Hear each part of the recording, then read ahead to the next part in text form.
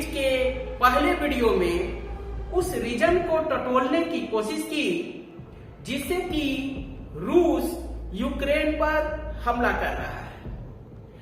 उस वीडियो में हम लोगों ने देखा कि कैसे अपनी दबंगई दिखाने के लिए अमेरिका ने जापान पर दुनिया का पहला परमाणु बम विस्फोट किया और जब रशिया ने अमेरिका के इस एक्टिविटी का विरोध किया तो अमेरिका इसे कैसे बर्दाश्त कर सकता था।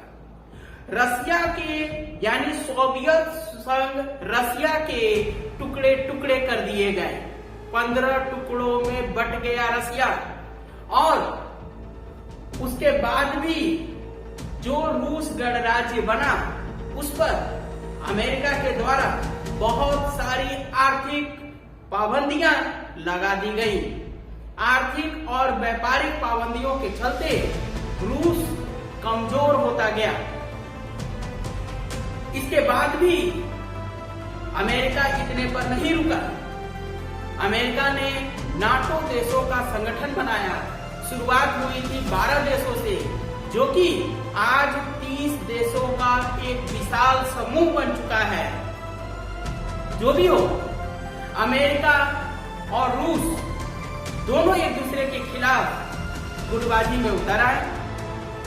जब ये दोनों देश दुनिया के सारे देशों को दो खेमों में बांट रहे थे, उस समय भी गुटनिरपेक्ष आंदोलन के द्वारा भारत जैसे देशों ने कहीं न कहीं विश्व शांति के महत्व को बढ़ावा दिया। अब मीडिया रिपोर्टों के हिसाब से देखी जाए तो रूस के द्वारा यूक्रेन पर किया गया हमला जिसकी लाठी उसकी भैंस वाली कहावत कही जा रही है। लेकिन क्या ये एकलौता उदाहरण है? इसके पहले क्या कभी ऐसी एक्टिविटी नहीं हुई है? एक्चुअली देखा जाए तो वैश्विक ढांचे का एक व्यवस्था के अनुरूप चलने का दावा ही खोखला है। अंतर्राष्ट्रीय कानून, हमारा अंतर्राष्ट्रीय कानून कमजोरों के खिलाफ बहुत मजबूती से खड़ा होता है, किंतु ताकतवर के विरुद्ध असहाय हो जाता है। यदि रूस द्वारा यूक्रेन पर किया गया हमला गलत है तो पश्चिम द्वारा रूस पर प्रतिबंधों की आड़ में छेड़ा गया आर्थिक युद्ध भी गलत है। आज एक नए शीत युद्ध की आहट सुनाई पड़ रही है। इसमें अमेरिका वापस अपनी रणनीति पर उतर आया है। यहां पर अमेरिका की बस एक ही रणनीति होती है कि या तो आप हमारे साथ हैं या हमारे खिलाफ हैं। इसके अलावा और कुछ वो मानने को तैयार ही नहीं है। ये रवैया जब अमेरिका दिखाता है तो इस स्थिति में भारत जैसे गुटनिरपेक्ष देश, जो कि दोनों में से किसी भी खेमे में शामिल नहीं है, उन पर दबाव बढ़ जाता है। इससे अमेरिका के साथ भले ही इन देशों के रिश्ते ना टूटे, लेकिन जटिल जरूर बन जाते हैं। सुरक्षा परिषद में रूस के खिलाफ आए प्रस्ताव पर भारत की अनुपस्थिति को लेकर अमेरिका भारत पर हमलावर हो गया, वह भी तब जबकि भारत ने रूस द्वारा कूटनीतिक मार्ग को त्याग करने की आलोचना और हिंसा समाप्त करने का निरंतर आह्वान किया।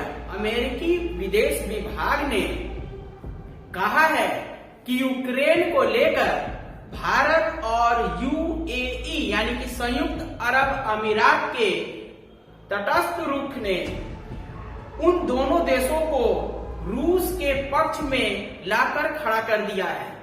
यानी कि रूस के खिलाफ आए प्रस्ताव पर भारत और संयुक्त अरब अमीरात के शामिल नहीं होने को अमेरिका ने इसे अपने खिलाफ मान लिया है।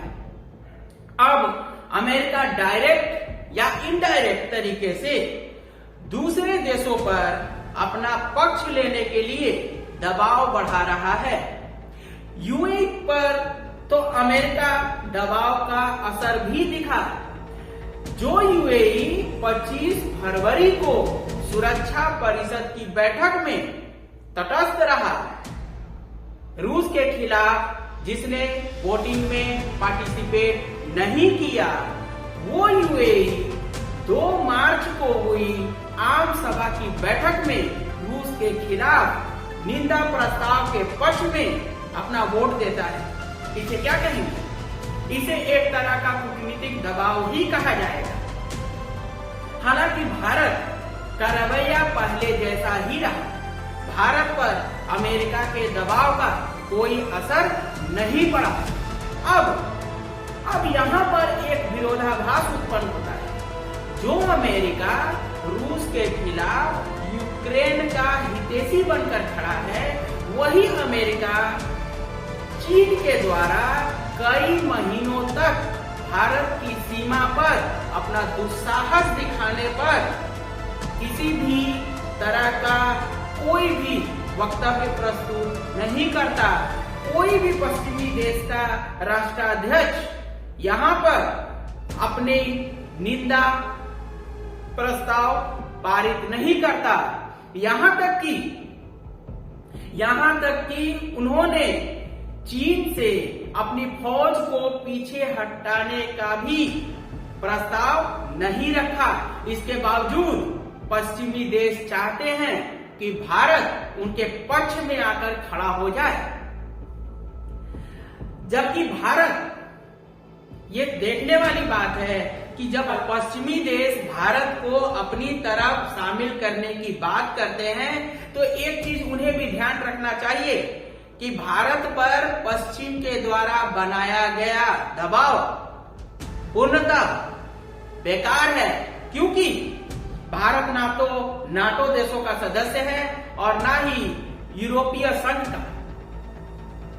अब बात करते हैं अमेरिका के हालात की। जब डोनाल्ड ट्रंप अमेरिकी राष्ट्रपति थे, तब अमेरिका ने भारत के पक्ष में आवाज उठाई थी, चाइना का विरोध भी किया था। लेकिन वर्तमान बाइडेन प्रशासन चीनी आक्रमण के मामले में भारत के सार्वजनिक समर्थन से बचता रहा। इतना ही नहीं, बाइडेन ने कभी भी चीनी आक्रमण को हिंद प्रशांत रणनीति का हिस्सा न मानकर भारत के साथ नियंत्रण रेखा से जुड़ा मामला बताया।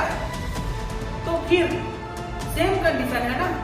रूस यूक्रेन पर हमला कर रहा है, रूस का कहना है कि ये हमारा सीमा विवाद है। तो फिर क्यों पश्चिमी देश इस विवाद को बढ़ाते जा रहे हैं? वहां पर भी उन्हें वही रुख अपनाना चाहिए, लेकिन नहीं। अमेरिका के द्वारा भारत और चाइना का विवाद और रूस और यूक्रेन के विवाद में भेदभाव किया जा रहा है। चीन तो छोड़िए, पाकिस्तान के मामले में भी टीम बाइडेन ने भारत को कोई ठोस समर्थन नहीं दिया। पाकिस्तान पर किसी भी प्रकार का प्रतिबंध लगाने में बाइडेन की नाकामी साबित हुई, जिसके चलते आज भी पाकिस्तान आतंकी देशों के अमेरिकी सूची से बाहर है और ये सारी बातें भारत के खिलाफ हैं। यह सही है कि अमेरिका भारत का एक महत्वपूर्ण रणनीतिक साझेदार बनता जा रहा है, किंतु दशकों से रूस के द्वारा सुरक्षा परिषद में भारत के कवच का काम किया जाता है। रूस भी हमारा उतना ही महत्वपूर्ण साथी है जितना कि आज अमेरिका बन चुका है। रूस ब्रह्मोस मिसाइल से लेकर परमाणु पनडुब्बी जैसी तकनीक और रक्षा साजो सामान का आपूर्ति करने वाला भारत का एक अहम स्रोत है।